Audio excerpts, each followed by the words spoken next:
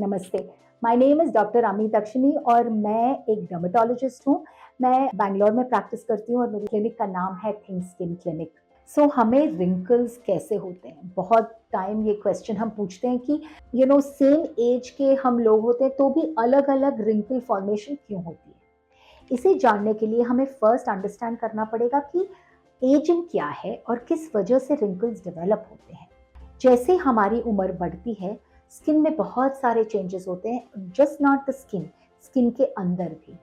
So let's start with bone. Bone जो skeleton form करता है हमारे फेस का, विथ एज बोन गल जाता है, धीरे धीरे धीरे बहुत स्लोली कम होता रहता है। इसे हम रिजॉर्प्शन या रीमॉडलिंग कहते हैं। जैसे कि आईज, ये जो हमारे आई सॉकेट्स हैं, विथ एज ये धीरे धीरे बढ़ते जाएंगे और जो आंख है वो अंदर धीरे धीरे गलती जाएगी। तभी हमें अंडर आई रिंकल्स दिखाई देते हैं। बहुत बार आंखें छोटी लगती है। अगर चिन देखें तो चिन भी धीरे जैसे गलती है, धीरे धीरे वो कम हो जाती है और थोड़ी सी अंदर जाती है। उसकी वजह से स्किन यहाँ सैग होती है, हमें यहाँ लाइंस एंड रिंकल्स दिखाई देते हैं। बोन के बाद आता है मसल। एज की वजह से मसल भी रीमॉडल होता है और पतला या थिन हो जाता है बिकॉज ऑफ एज। और उसकी वजह से मसल मूवमेंट जो होती है वो ज़्यादा नोटिसेबल हो जाती है और वहाँ हमें लाइंस दिखाई देती हैं, जैसे कि फ्राउन है, ये वाले मसल्स है, या स्माइल है, इसे हम क्रोज फीट कहते हैं, वो ज़्यादा विजिबल हो जाते हैं। जो चर्बी है वो चर्बी भी धीरे धीरे कम होती रहती है, इसलिए हमें यहाँ हॉलोनेस दिखाई देती है। और बहुत बार ये जो फैट ग्रेविटी की वजह से नीचे सैग होता है, उसकी वजह से हमें जाउल्स और यहाँ पे रिंकल्स दिखाई देते हैं। एंड द लास्ट जो मोस्ट इम्पॉर्टेंट है वो हमारे स्किन चेंजेस है। स्किन का जो सेकेंड लेयर है जिसे हम डर्मिस कहते हैं, वहाँ कोलेजन, इलास्टिन और हाइलुरोनिक एसिड होता है, जो स्किन को स्मूथनेस देता है, उसे सपोर्ट देता है और बाउंस। ना विद एज ये सब धीरे धीरे कम होता रहता है और नया प्रोड्यूस भी नहीं होता है।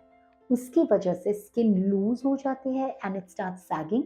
उसकी वजह से हम रिंकल्स देखते हैं यहाँ। अब ट्रीटमेंट के लिए हमें ये सब चीज़ों को टारगेट करना है। पर एक बहुत कॉमन, अभी बहुत पॉपुलर ट्रीटमेंट हो रही है, वो है एंटी एजिंग इंजेक्शंस। ये इंजेक्शंस दो तरीके के होते हैं। पहले तो जो मसल को अटैक करता है और दूसरा जो हमारे स्किन और फैट जहाँ कम हो जाता है उसे भरता है। अब मसल की एक्टिविटी कम करने के लिए हम एक टॉक्सिन यूज करते हैं जो एक बैक्टीरियम से डिराइव होता है। इसे हम बोटॉक्स या बोटुलिनम टॉक्सिन कहते हैं। ये जब हम मसल में इंजेक्ट करते हैं तो मसल का जो मूवमेंट है वो कम हो जाता है और ये मूवमेंट जब कम हो जाता है वो लाइन ज़्यादा दिखती नहीं है। और दूसरा है जो वो हम इंजेक्शंस देते हैं इनटू द फैट या into the second layer of the skin. अब इसको आप समझे कि जैसे हम रुई भरते हैं पिलो के अंदर, वैसे ही ये जब हम अंदर डालते हैं स्किन प्लम्प आउट हो जाती है और लाइंस एंड रिंकल्स कम दिखते हैं। जनरली ये इंजेक्शंस का कॉस्ट वेरी करता है, क्या ब्रांड हमने यूज़ की है और कितना लगाया है।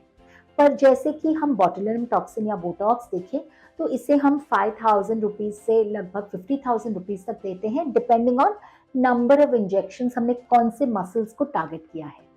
और फिलर के बारे में जब हम बात करें तो वो लगभग 15,000 से स्टार्ट होते हुए एक सिरिंज का, ज़्यादा सिरिंजेस अगर यूज़ किए तो 50,000 टू 1 लाख तक जा सकता है। एक चीज़ याद रखें, ये इंजेक्शंस के कोई साइड इफ़ेक्ट्स नहीं है और ये टेम्परेरी है। जैसे कि बोटॉक्स 6 महीने तक लास्ट करता है और फिलर लगभग 1 से 1.5 साल तक।